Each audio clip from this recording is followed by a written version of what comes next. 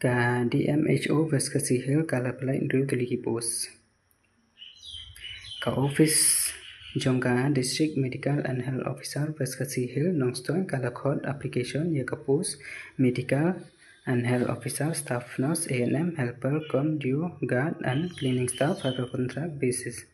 Class date consummation ya kaning application haka santari ku bilang bandriu ada jar perusahaan. Ka post penengkong ketiga Medical and Health Officer ma Keton kebai ke post jing siu 2019. Candidate pada pendap ya ka MBBS degree holder na kenogi recognized medical institution na India dan abroad duly registered with MCI and MC. Bad dia kini ke post bahar ketika staff nurse keton kebai ke post jing siu 2019. Candidate pada pendap ya ka BSc nursing or GNM general nursing Naka recognized medical institution, but don't come group and register, but come Meghalaya Nursing Council. Kapus palai ketiga ANM kadon kebai kapus kajingsiu kat niwaja shibna ka essential qualification kedai diploma certificate course haka auxiliary nurse and midwife ulaneka don't come and register, but ka Meghalaya Nursing Council. Kapus pasau kedai helper komdio. Kadon kebai kapus jingsiu kat arajar shibna candidate di bala pendap ya kelas 12 ringkat ka diploma ka computer application or equivalent.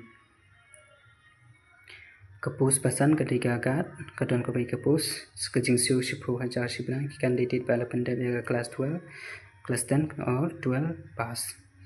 Ya kani kapus pa Indriu ketiga cleaning staff kadon kebai kapus kejingsiu kendai hajar kendai spa Indriu tengka shibna candidate pada pendap ya kelas 10 stroke kelas 12 pass.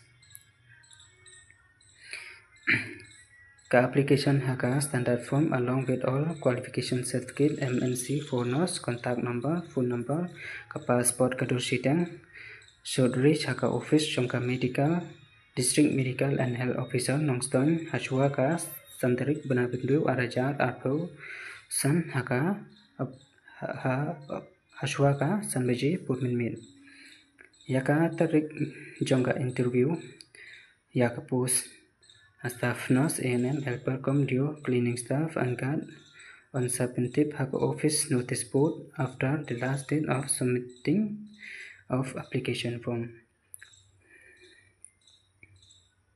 The candidate shortlist haka written test will be called on the court ya ka interview ya ka personal interview. But ya ka tarik Jongka person interview will be informed by SMS or call to be shortlist candidate. Tamam nahi kembali sibun.